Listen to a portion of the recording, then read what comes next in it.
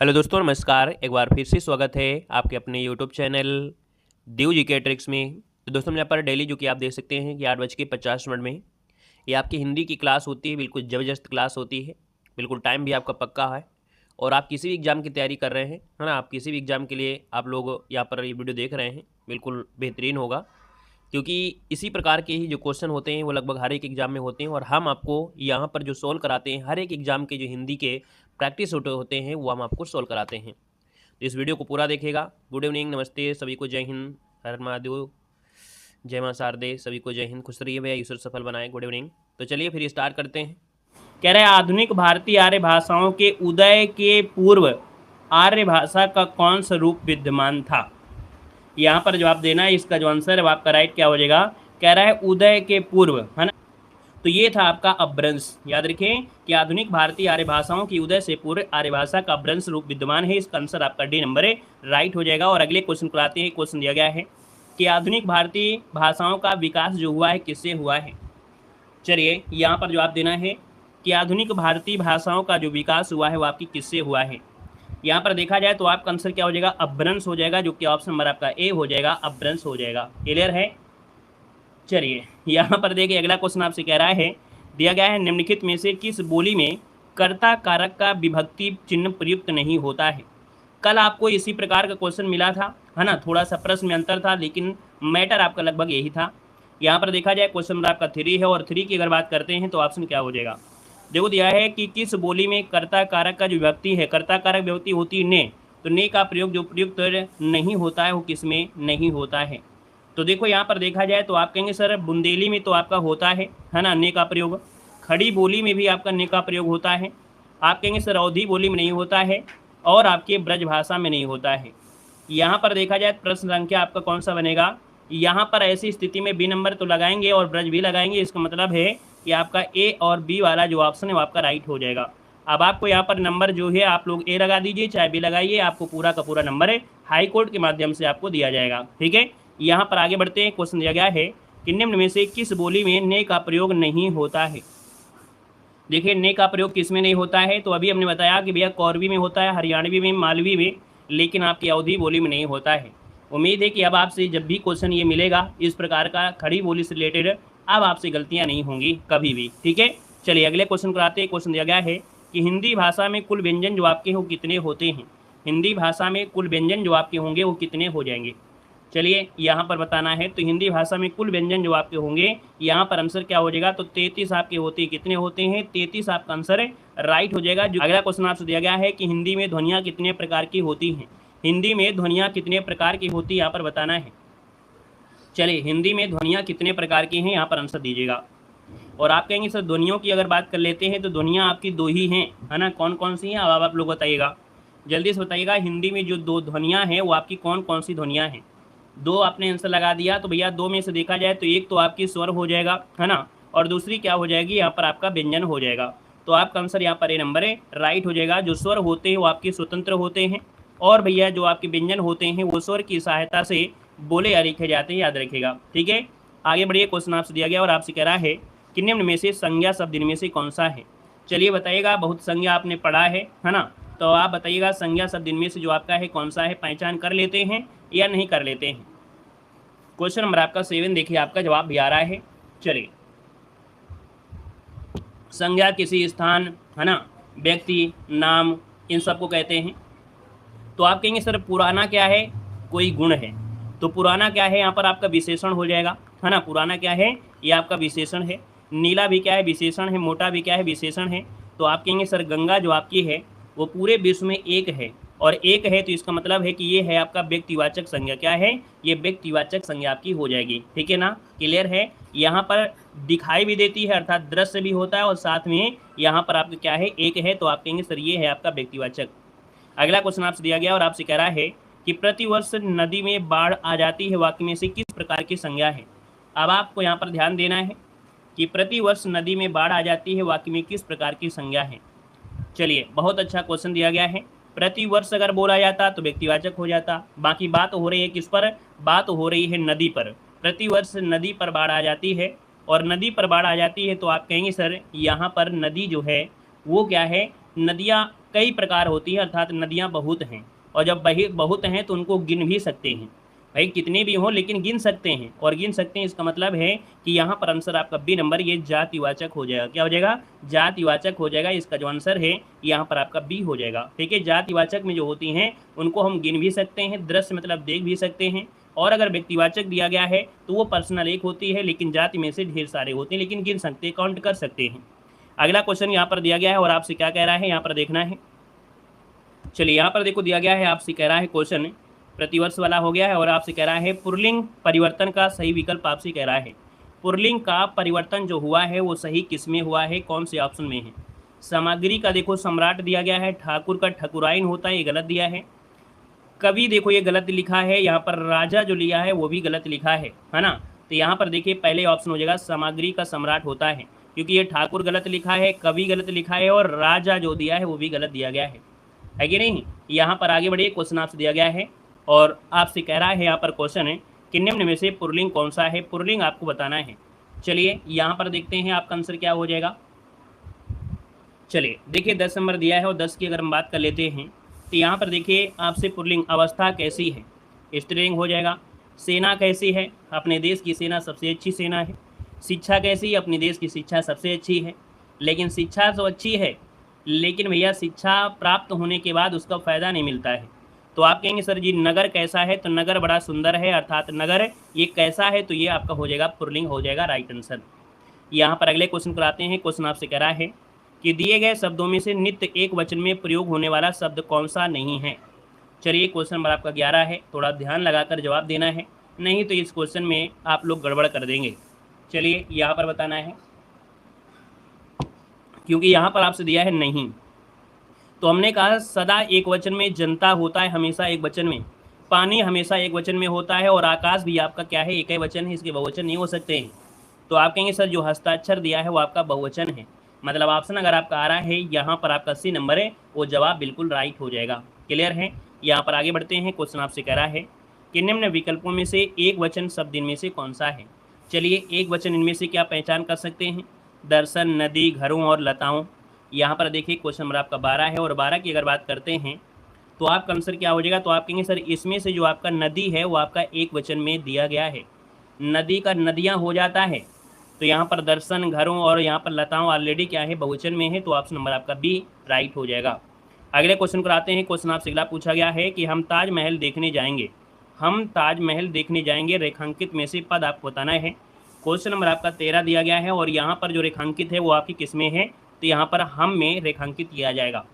हम शब्द जो दिया है वो आपका रेखांकित है। अब आप बताइएगा कि हम ताजमहल देखने जाएंगे, ये जो आपका हम है वो किस में है, ये जो हम है वो किस में आएगा।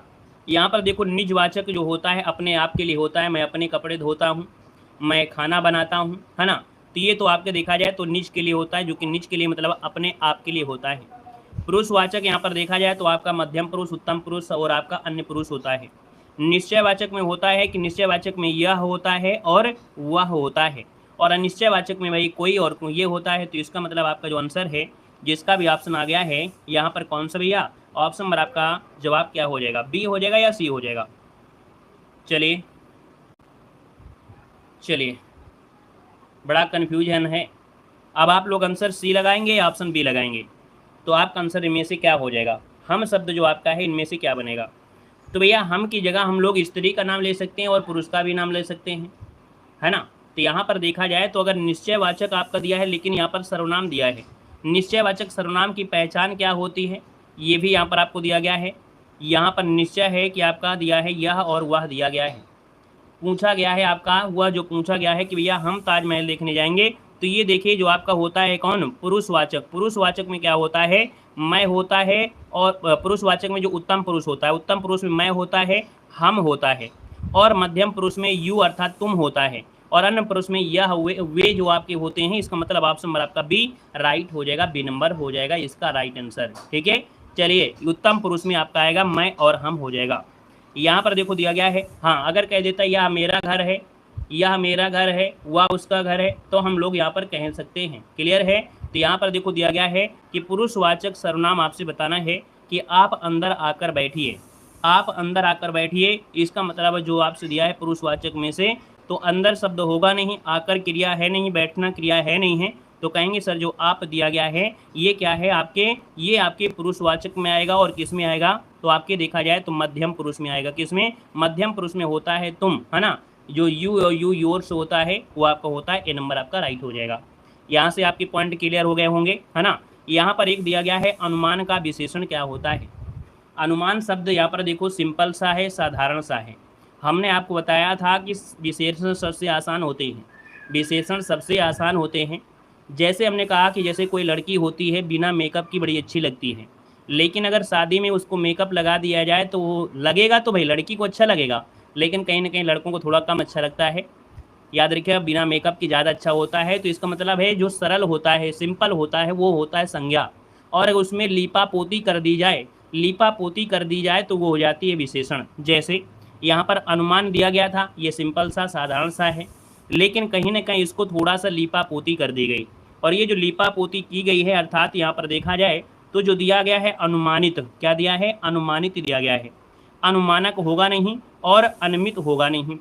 तो याद रखिए यहाँ पर अनुमान का विशेषण जो होता है अनुमानित होता है। ऑप्शन नंबर आपका ए यहाँ पर राइट हो जाएगा, ठीक है ना। बाकी देखा जाए तो जो लड़के हैं वो भी कम नहीं होते हैं, वो भी लीपा पोती करते हैं, चाहे थोड़ी सी फेयर लवली जरूर लगाएं, लेकिन आज के समय में लगाते जरूर हैं, ठीक है ना। वो भी कम नहीं है, लेकिन थोड़ा सा ज़्यादा होती हैं लड़कियाँ, और ये सर्वदा सत्य है, इसमें नाराज होने की कोई बात है नहीं है, ठीक है ना। बाकी एक दो लोगों को छोड़ दिया जाए तो भैया अपवाद के रूप में कुछ ऐसे भी होंगे जो छूते तक नहीं होंगी, है ना।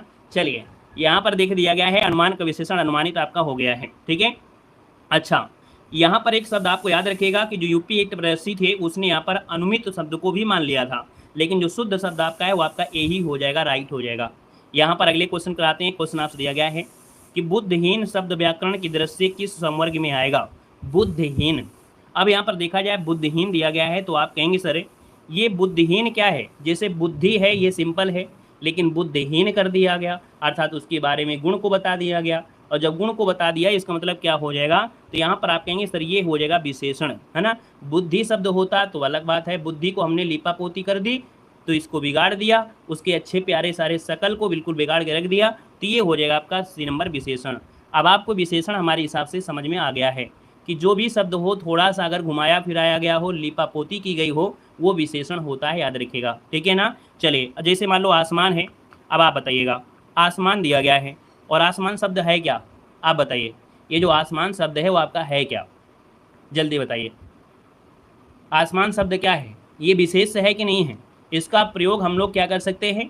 संज्ञा की या सर्वनाम की जगह रख सकते हैं, लेकिन अगर इसका लीपा पोती कर दिया जाए, अगर इसका लीपा पोती कर दिया जाए, इसको ब्यूटी पार्लर भेज दिया जाए, तो इसको बना देंगे ये लोग विशेषण। क्या बना देंगे? विशेषण। कैसे बना देंगे? इसमें से नी जोड़ देंगे, और नी जोड़ देंगे तो आप कहेंगे सर आसमानी क्या हो गया? ये गुण हो गया अर्थात विशेषण। तो अब आप समझ गए होंगे कि लीपा पोती क्या होती है और सिंपल क्या होता है, ठीक है। चलिए आगे बढ़िए। क्वेश्चन आपसे अगला पूछा गया है, निम्नलिखित वाक्यों में से एक में सकर्मक क्रिया का प्रयोग हुआ है। स मतलब साथ और कर्म, है ना। जब क्या हो? क्रिया के साथ कर्म हो तो ये होता है सकर्मक होता है। अब यहाँ पर देखा जाए तो आपका आंसर क्या दिया गया है? कह रहा है मैं चला, वह नहाता है, लड़का सोता है, लड़की सिल रही है। तो हमने कहा जब भी आपको कभी कुछ समझ में ना आए तो याद रखिए एक शब्द आपको करना है, जो क्रिया होती है उस पर आपको क्या करना है कि क्या चला, पता नहीं क्या चला, क्या नहाता है, क्या सोता है, इसका कोई आंसर आपको नहीं पता चलेगा। लेकिन क्या सिल रही है, तो भैया मुँह सिल रही होगी अपने पति का, या तो कपड़े सिल रही होगी, लेकिन कोई ना कोई उसमें कर्म जरूर होगा। अगर मुँह पति का मुँह बंद कर रही होगी इसका मतलब पति क्या हो गया? ये कर्म हो गया। रुपट्टा सिल रही इसका मतलब वो कर्म हो गया। कपड़ा सिल रही मतलब कर्म हो गया। तो इसका मतलब है कि इसमें कर्म छुपा है, तो आप कहेंगे सर इसका सकर्मक आंसर आपका डी राइट हो जाएगा। क्लियर है? चलिए आगे बढ़िए। क्वेश्चन आपसे अगला पूछा गया और आपसे कह रहा है कि निम्नलिखित में से सकर्मक क्रिया आपकी कौन सी है? चलिए यहाँ पर बताना है। कह रहा है सकर्मक क्रिया आपकी जो है 18 नंबर में वो आपकी कौन सी है? यहाँ पर सकर्मक क्रिया क्या है? चलना। क्या चलता है? क्या सोना है? क्या मुस्कुराना है? नहीं मालूम, लेकिन क्या लिखना है ये आप सभी को मालूम है। क्या लिखना है ये आपको बिल्कुल सही है, तो आप कहेंगे सर इसका आंसर डी नंबर राइट हो जाएगा। अगले क्वेश्चन को आते हैं। क्वेश्चन दिया गया है कि कर्म कारक के लिए प्रयुक्त होने वाला जो चिन्ह होता है वो कौन होता है? कर्म कारक के लिए प्रयुक्त होने वाला जो चिन्ह होता है वो क्या होता है?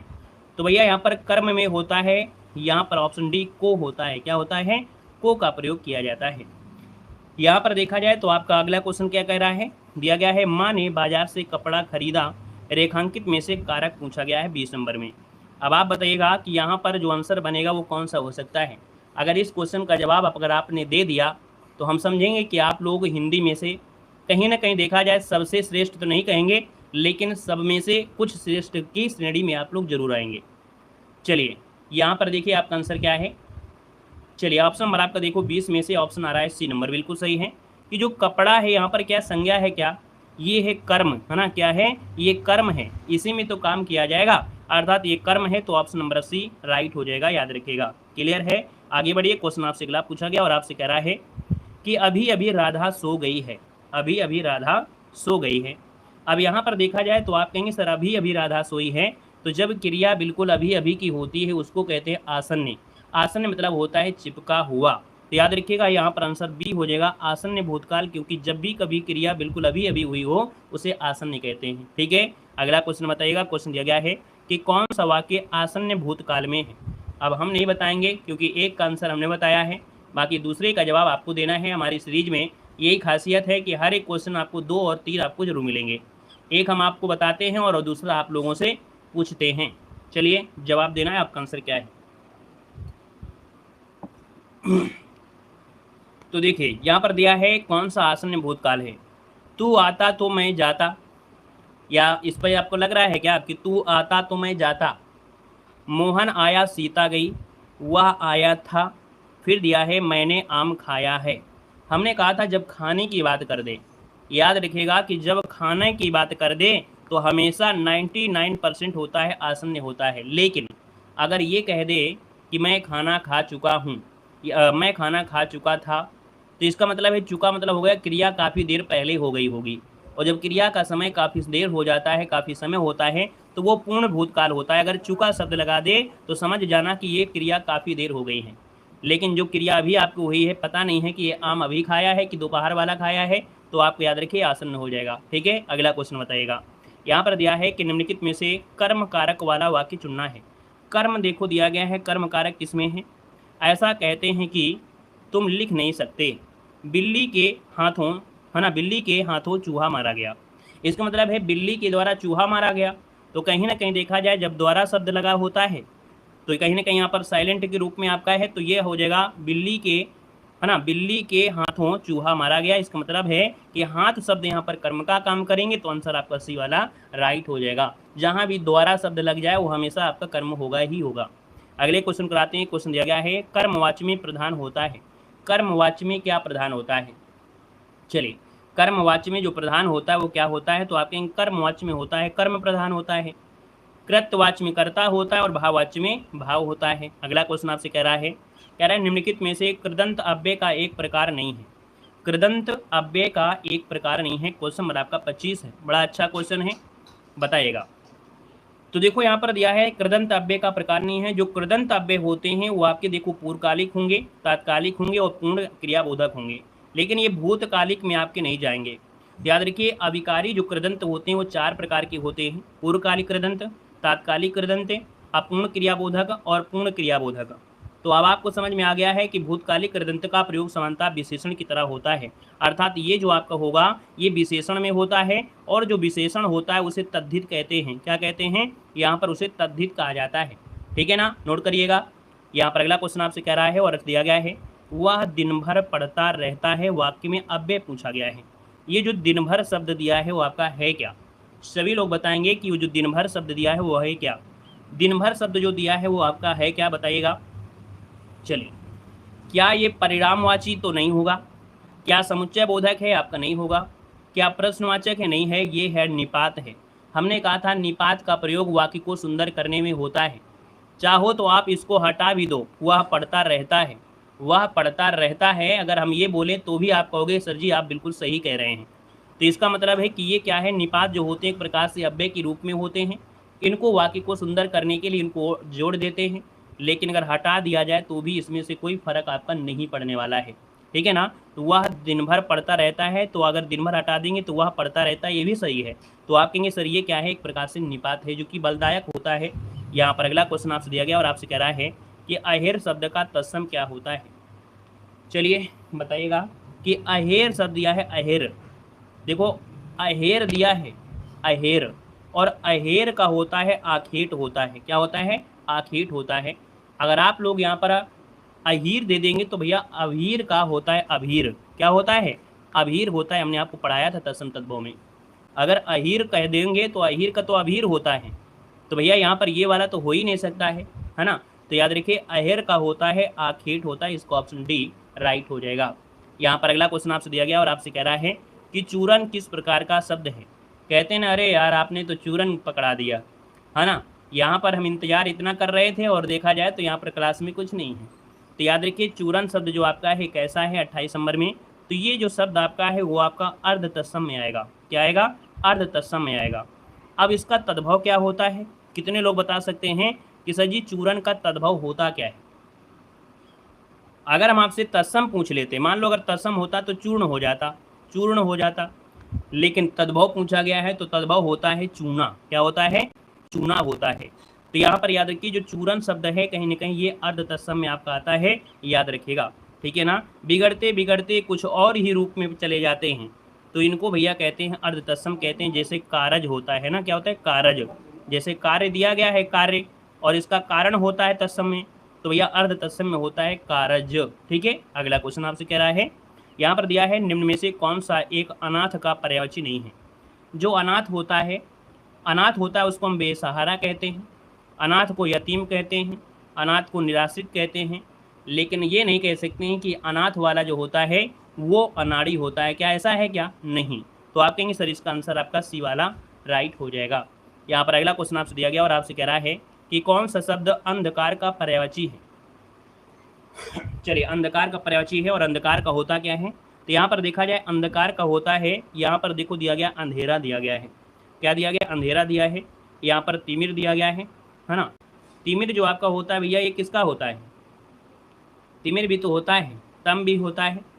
मतलब यहाँ पर देखा जाए तो आपसे यहाँ पर क्वेश्चन में क्या होना चाहिए, तम दिया है, अंधेरा दिया है, तिमिर दिया है, इसका मतलब नहीं शब्द लगा दिया जाए। इस क्वेश्चन में थोड़ा सा गड़बड़ी है, अगर यहाँ पर हम नहीं लगा दें तो अमावस्या कह सकते हैं। ऑप्शन नंबर आपका सी नंबर, नहीं लगा दिया जाए तो आंसर आपका सही हो जाएगा, क्योंकि यहाँ पर नहीं लगाया गया है। तो याद रखिए अंधकार का कौन सा पर्यायवाची नहीं है, तो आंसर आपको सी लगाना है, अमावस्या नहीं है ना। यहाँ पर आगे बढ़िए, क्वेश्चन आपसे दिया गया और आपसे कह रहा है कि अनुरक्त का विलोम क्या होता है। अनुरक्त का विलोम मतलब क्या होता है, जैसे अनुरक्त मतलब हो गया किसी से लगाव हो गया, किसी से लगाव हो गया, जैसे क्लास में आप लोग हैं लगाव हो जाता है और आप लोग पढ़ते रहते हैं, तो यहाँ पर कहेंगे विरक्त। तो आपका जो आंसर हो जाएगा यहाँ पर डी हो जाएगा, विरक्त बन जाएगा आपका आंसर, डी नंबर है। अगला दिया गया है अंतर्मुखी का विलोम क्या है। अंतर्मुखी का विलोम पूछा गया है और अंतर्मुखी का होता है बहिर्मुखी। बहिर्मुखी की बात करते हैं तो ऑप्शन आपका डी नंबर है, यहाँ पर राइट हो जाएगा। अगले क्वेश्चन पर आते हैं। क्वेश्चन आपसे अगला पूछा गया और आपसे कह रहा है दिए गए विकल्पों में से ऊर्जा का समानार्थी बताना है। ऊर्जा का समानार्थी क्या है, तो देखिए ऊर्जा का समानार्थी क्या बनेगा, ऊर्जा का होता है शक्ति, क्या होता है, शक्ति होता है। आपका आंसर बनेगा ए नंबर। नेक्स्ट क्वेश्चन आपसे दिया गया है कि दिए गए विकल्पों में से ऐषणा का समानार्थी क्या है। ऐषणा का समानार्थी क्या होता है। ऐषणा मतलब होता है जो अभिलाषा होती है, या हम लोग इच्छा कह सकते हैं। तो आप कहेंगे सर ऐषणा मतलब होता है अभिलाषा, या बोल देते हैं इच्छा बोल देते हैं। तो आपका आंसर यहाँ पर ये हो जाएगा। नेक्स्ट क्वेश्चन आपसे कह रहा है कि जिस स्त्री के पुत्र और पति ना हो, ना ही तो पुत्र हो ना ही क्या हो, यहाँ पर पति हो, उसके लिए शब्द का प्रयोग हम क्या कर सकते हैं। यहाँ पर बताइए इसका आंसर क्या हो जाएगा। क्वेश्चन नंबर आपका 35 है और अब जवाब आ गया है।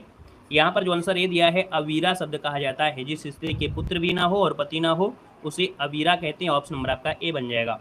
यहाँ पर अगला क्वेश्चन आपसे कह रहा है और दिया गया है कि व्यर्थ खर्च कर डालने वाला, जो व्यर्थ में ही खर्च कर डाले, तो इसे कहते हैं अपव्यय कहा जाता है। क्या कहते हैं, अपव्यय कहते हैं।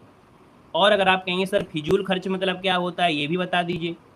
अगर फिजूल खर्च को बोल दिया जाए तो भैया होता है आय से अधिक बेकार में खर्च करने वाला। क्या, आय से अधिक, आय हो रही है 100 रुपये की और आप खर्चा कर रहे हैं 150 रुपये, तो इसको बोलते हैं फिजूल का खर्च, ठीक है। और यहाँ पर अगर पूछे मितव्ययी क्या होता है, तो मितव्ययी मतलब होता है कम खर्च करने वाला, कम खर्च करने वाले को बोलते हैं मितव्ययी कहते हैं। और ये कृपण क्या होता है, कृपण बता दीजिएगा थोड़ा सा। तो जरा सा भी खर्च करने में जो आनाकानी करे, है ना, जिसको बोलते हैं बड़ा कंजूस व्यक्ति है ना, थोड़ा भी खर्च करने में आनाकानी करे कि यार है ही नहीं है, टूटे नहीं है, 500 भरे भी होगा, नहीं भी भरे होगा कि मेरे टूटे नहीं है, तो इसको बोलते हैं करपड़ कहेंगे। ठीक है, चारों ऑप्शन आपके हो गए। अगला क्वेश्चन आपसे कह रहा है कि अरंड रोदन का अर्थ इनमें से क्या होता है। चलिए, अरंड रोदन मतलब क्या होता है यहाँ पर बताना है। तो भैया जोर जोर से रोने से क्या मतलब है, याद रखिएगा, व्यर्थ में अपनी विपदा सुनाने से कोई मतलब नहीं है। संघर्षशील जो व्यक्ति होता है, अगर उसके सामने विपत्ति भी आती है, वो धैर्य से कार्य लेता है, व्यर्थ में अपनी विपदा किसी को नहीं सुनाता है। यहाँ पर अगला क्वेश्चन आपसे दिया गया और आपसे कह रहा है कि अंगार सिर पर धर लेना। दिए गए विकल्पों में से मुहावरे का सही अर्थ क्या है। अंगार सिर पर धर लेना, विनाशकारी बन जाना, मरने को उद्यत होना, दूसरे को डराना, या कठिन विपत्ति सहना, है ना। तो आप कहेंगे सर आंसर नंबर डी हो जाएगा, राइट हो जाएगा। कठिन विपत्ति सहना आपका आंसर राइट हो जाएगा। अकेले बैठ करो ना, वाह, कहाँ होता है अकेले बैठ करो ना भाई। यहाँ पर दिया गया है अरंड रोदन। अब कह रहे सर इसका सी होना चाहिए। तो भैया अकेले में बैठ कर रोना कहाँ से मतलब है, अर्थ पूछा गया है, तो रोने का कोई मतलब ही नहीं है, समझ लीजिएगा। जब भी कभी आपसे लोकोक्ति पूछे, मुहावरा पूछे या अर्थ पूछे, तो जो शब्द दिया गया होता है उस शब्द को नहीं देखना है, उसका अर्थ पूछा होता है। इसका आंसर आपका डी बनेगा, याद रखिएगा। अगला क्वेश्चन आपसे यहाँ पर दिया गया है, कह रहे अंधेर नगरी का अर्थ इनमें से है क्या। अंधेर नगरी का अर्थ इनमें से है क्या। तो अंधेर नगरी मतलब होता है क्या कि अन्याय की जगह, है ना। अंधेर नगरी चौपट राजा, टके शेरबाजी, टके शेर खाजा। तो आपका आंसर यहाँ पर बी हो जाएगा। नेक्स्ट क्वेश्चन दिया गया है और आपसे कह रहा है कि अप्सरा का छत्तीसगढ़ी पर्यायवाची क्या है। अप्सरा का पर्यायवाची पूछा गया है, वो भी छत्तीसगढ़ी लैंग्वेज में पूछा गया है। तो भैया यहाँ पर जो आंसर है वो आपका राइट क्या हो जाएगा, इसे बोलते हैं नचकाहरिन। क्या बोलते हैं, नचकाहरिन कहा जाता है, याद रखिएगा। तो इसका आंसर आपका बनेगा यहाँ पर डी नंबर राइट हो जाएगा। बाकी यहाँ पर देखा जाए तो इसमें एक अपवाद है। इसमें क्या है, एक अपवाद है। अपवाद क्या है कि यहाँ पर जो अप्सरा दिया है, अप्सरा, ये कहीं ना कहीं आपका शुद्ध होना चाहिए, लेकिन आयोग ने क्या किया, गड़बड़ी किया, और ये 2016 में गड़बड़ी किया था, तब यहाँ पर डी दिया था। बाकी हमने कहा है कि अब समय दूसरा है, 2016 की बात अलग थी। तो शुद्ध तो आपका अप्सरा होना चाहिए था, और होगा भी। अगर एग्जाम में आता है तो अप्सरा ही आपको लगाना है, याद रखेगा। क्लियर है। आगे बढ़िए, क्वेश्चन दिया गया है और आपसे कह रहा है कि अपहरण में उपसर्ग है क्या। अपहरण में उपसर्ग क्या है, अपहरण में होता है अप। क्या हो जाएगा, अप हो जाएगा, जो कि ऑप्शन आपका डी नंबर है यहाँ पर राइट हो जाएगा, है ना। हाँ, अप्सरा को हीरोइन कहते हैं, बहुत अच्छी बात। यहाँ पर अगला है, फुल मार्क आपको मिलेंगे, परेशान ना होइए। यहाँ पर देखो अगला क्वेश्चन दिया गया है अपहरण में, तो अपहरण तो आपको हो गया है। यहाँ पर दिया गया है कि निम्नलिखित पद में से कौन सा पद वैया प्रत्यय लगाने से बना है। वैया प्रत्यय लगाने से बना है। देखो यहाँ पर आपने पढ़ा भी होगा खवैया, है ना। यहाँ पर खवैया जो आपका दिया है वो आपका आंसर है, यहाँ पर सी नंबर है राइट हो जाएगा। खवैया हो गया, गवैया हो गया, है ना, इनमें से होता है। और यहाँ पर जो अगला क्वेश्चन आपसे दिया गया है और आपसे कह रहा है सुहावना कमा लिखा है और छलिया में प्रत्यय क्या है। सुहावना, यहाँ पर देखा जाए सुहावना, आवना शब्द दिया गया है, आवना हो जाएगा, इसी में है। इसमें भी आपका है, लिखाई में बड़ी ई दिया है और आई दिया है, तो लिखाई आई हो जाएगा। छलिया में या हो जाएगा, मतलब ऑप्शन आपका डी वाला यहाँ पर राइट हो जाएगा। अगला क्वेश्चन आपसे दिया गया और आपसे कह रहा है कि परमार्थ का संविच्छेद आपका है क्या। तो सबसे पहले परमार्थ दिया है, तो एक शब्द निकलेगा परम। क्या निकलेगा, परम निकलेगा। और परम निकलेगा तो पहला ही ऑप्शन यहाँ पर राइट हो जाएगा, परम धनार्थ बनेगा, जो कि यहाँ पर ये क्या है, एक संधि में विकार हुआ है, तो आंसर आपका ए राइट हो जाएगा। अगला क्वेश्चन आपसे दिया गया है कि दीर्घ संधि, गुण संधि, वृद्धि संधि, यण संधि, अयादि संधि, ये जो मूल भेद हैं वो आपके हैं किसके। तो आपके सर ये स्वर संधि की आपके पार्ट हैं, ऑप्शन नंबर आपका राइट हो गया है, बी नंबर। नेक्स्ट क्वेश्चन कराते हैं। क्वेश्चन दिया गया है यथाशक्ति में कौन सा समास है। यथाशक्ति में समास पूछा है और आप कहेंगे यथाशक्ति में समास क्या होता है। तो यथा जो शब्द लगा है ये आपका अव्यय है या उपसर्ग है, और जिस भी समास में उपसर्ग लगा हो वही पद प्रधान होता है, और जब प्रधान पहला होता है तो वह होता है अव्ययी भाव समास, है ना, अव्यय हो जाएगा। अगला क्वेश्चन दिया गया है जब पानी, प्रतिदिन में समास क्या है। प्रतिदिन में समास क्या है, तो प्रतिदिन शब्द क्या है, अव्यय है, तो अव्यय है, तो ऑप्शन आपका बी बन जाएगा। यहाँ पर अगला क्वेश्चन आपसे कह रहा है कि जब पानी बरसता है तब मेढक बोलते हैं। तो जब पानी बरसता है, इसे में से वाक्य पूछा गया है। तो देखो भैया, यहाँ पर एक शब्द को याद रखना कि जब पानी बरसता है, हमने आपको इसको इस प्रकार का क्वेश्चन बताया था कि जब पानी बरसने की बात कर दे या पानी बूंद से मतलब नल से टपक रहा है, तो याद रखिए इसमें से होता है क्रिया विशेषण उपवाक्य है। क्या है, क्रिया विशेषण उपवाक्य बनेगा, ऑप्शन नंबर आपका सी राइट हो जाएगा। इसमें प्रायः जो शब्द लगे होते हैं वो आपका जब होता है, ज्यों शब्द आपका लगा होता है, जहाँ शब्द लगे होते हैं, यद्यपि होता है, इत्यादि शब्दों का प्रयोग जब होता है तो ये क्रिया विशेषण उपवाक्य कहलाता है। नेक्स्ट क्वेश्चन दिया है कि राम ने कहा कि मैं घर जाऊंगा, मैं घर जाऊंगा कौन सा उपवाक्य है? तो भैया मैं घर जाऊंगा और घर जाऊंगा इसका मतलब है कि यहाँ पर आंसर क्या हो जाएगा? चलिए, तो याद रखिए विशेष करके यहाँ पर कर्म का प्रयोग भी होता है, साथ में देखा जाए तो संज्ञा जो प्रारंभ होती है वो की से प्रारंभ होती है। याद रखिए जो संज्ञा होती है वो की से प्रारंभ होती है, और यहाँ पर जब की से प्रारंभ है तो भैया आपका आंसर क्या हो गया? ये आंसर आपका ये हो जाएगा संज्ञा उपवाक्य है। क्या है? ये संज्ञा उपवाक्य है, क्योंकि इसने अपना विशेष उद्देश्य छोड़ तथा विधेय रखा है ना, तो इसका आंसर आपका ए हो जाएगा। अगले क्वेश्चन को आते हैं। क्वेश्चन दिया गया है मेघदूत किसकी रचना है? चलिए साथियों यहाँ पर जवाब देना है, मेघदूत जो रचना है वो आपकी है किसकी? मेघदूत की बात करते हैं तो आपका आंसर इनमें से होगा क्या? क्वेश्चन नंबर आपका 14 है, और 14 का जो ऑप्शन देखा जाए तो आप सभी के जवाब बिल्कुल सही आना चाहिए। मेघदूत है ना, यहाँ पर जो आपका दिया है ऑप्शन बी नंबर है, कालिदास वाला आपका आंसर बिल्कुल सही हो जाएगा। यहाँ पर अगला क्वेश्चन आपसे दिया गया है और आपसे कह रहा है रस मीमांसा के रचनाकार आपके कौन हैं? रस मीमांसा के रचनाकार कौन हैं? यहाँ पर 100 क्वेश्चन का मॉडल पेपर के साथ साथ डेली यहाँ पर आपको हिंदी साहित्य के क्वेश्चन सॉल्व कराए जाते हैं। यहाँ पर देखो रस मीमांसा के जो रचनाकार हैं वहाँ पर वो आपके हैं कौन? तो यहाँ पर है रामचंद्र शुक्ल हो जाएगा, ऑप्शन नंबर आपका ए बन जाएगा। यहाँ पर अगला क्वेश्चन दिया गया है निम्नलिखित में से प्रेमचंद का जो अधूरा उपन्यास है उसका नाम क्या है? यहाँ पर इनके अधूरे उपन्यास का नाम बताना है, आपका जो आंसर है उनमें से क्या बनेगा? चलिए, अधूरा उपन्यास ये है आपका मंगल सूत्र है ना, इनके बेटे ने इसको पूरा किया था, तो आप कहेंगे सर यहाँ पर अधूरा उपन्यास जो आपका है वो मंगल सूत्र है। अगला है गुनाहों का देवता किसकी कृति है? गुनाहों का देवता किसकी कृति है? यहाँ पर आंसर देना है। और देखा जाए तो 17 नंबर की अगर बात करते हैं तो ये है आपकी धर्मवीर भारती है। कर्णप्रिया हो गया, सुना गुनाहों का देवता हो गया, सूरज का 7वां घोड़ा हो गया, ये है आपके धर्मवीर भारती, ऑप्शन नंबर आपका सी जाएगा। अगले क्वेश्चन को आते हैं कि रामचरितमानस की जो रचना किया है वो किसने किया है? ये सब रचनाएं आपको हमने पढ़ाया है ना, जो कि यूपी पुलिस की जो क्लासें हैं वहाँ पर हमने आपको पढ़ाया है, नहीं देखा है तो जरूर देख लीजिएगा। देखिए रामचरितमानस की जो रचना है वो किसने किया है? यहाँ पर 18 नंबर में तो आप कहेंगे सर ये आपके तुलसीदास ने किया है। कौन सी भाषा में है, क्या बता सकते हैं कि जो रामचरितमानस है वो आपकी कौन सी भाषा में लिखी गई है? चलिए, संस्कृत भाषा में है या अवधी भाषा में है? तो आप कहेंगे सर ये अवधी भाषा में है। अगला क्वेश्चन यहाँ पर दिया गया और आपसे कह रहा है युगवाणी किसका प्रसिद्ध काव्य है? 19 नंबर में देखेंगे कि युगवाणी जो है वो सुमित्रा नंदन किसका है? सुमित्रा पंत का है, जिनको प्रकृति का सुकुमार कवि कहते हैं, और आपके 1929 में ये प्रकाशित हुई थी। अगला क्वेश्चन दिया गया है निराला किस प्रकृति के कवि माने जाते हैं? निराला किस प्रकृति के कवि माने जाते हैं? देखिए 20 नंबर दिया है और 20 का ऑप्शन बनेगा, ये क्रांतिकारी कवि कहलाते हैं। इनको कहते हैं क्रांतिकारी कवि कहा जाता है, जो कि आपकी निराला को कहा जाता है। अगला क्वेश्चन आपसे दिया गया है कि हिंदी के प्रथम उपन्यास का नाम क्या है? चलिए बताना है कि हिंदी के प्रथम उपन्यास का नाम इनमें से क्या है? सबने पढ़ा होगा, और सबने पढ़ा है तो सब लोग जवाब दीजिए यहाँ पर 21 में से। तो देखिए इसका आंसर आपका बी हो जाएगा, परीक्षा गुरु है ना, परीक्षा गुरु जिसको ऑप्शन है यहाँ पर बिल्कुल सही होगा। नेक्स्ट क्वेश्चन दिया गया है कि रसिक प्रिया किसकी कृति है? रसिक प्रिया किसकी कृति है? 22 नंबर देना है। तो रसिक प्रिया की बात करते हैं तो भैया यहाँ पर आंसर बताइएगा, रसिक प्रिया किसकी कृति है? देखा जाए तो यहाँ पर जो आंसर बनेगा वो केशव दास की है। किसकी है? आचार्य केशव दास की प्रसिद्ध रचना है जो कि रसिक प्रिया है, और इस ग्रंथ में रस का विशद वर्णन आपका किया गया है। अगला यहाँ पर दिया है उपन्यास सम्राट किसे कहा जाता है? उपन्यास सम्राट किसे कहा जाता है? यहाँ पर देना है।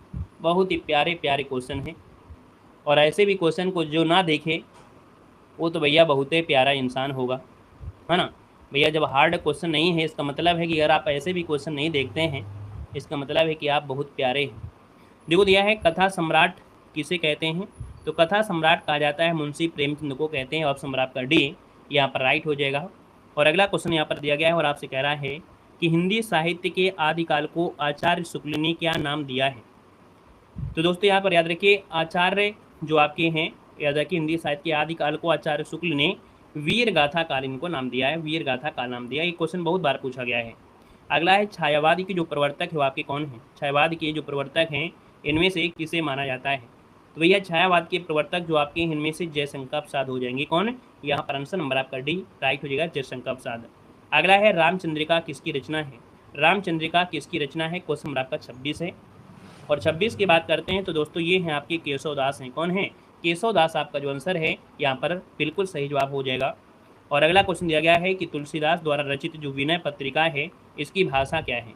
विनय पत्रिका की भाषा जो आपकी इनमें से क्या हो सकती है 27 नंबर में। तो आप कहेंगे सर विनय पत्रिका जो आपकी है वो ब्रज भाषा में है। क्या है? ब्रज भाषा में है। और अगला दिया गया है कि अभिज्ञान शकुंतलम के जो रचयिता है वो आपके कौन है। अभिज्ञान शकुंतलम के रचयिता पूछा गया है।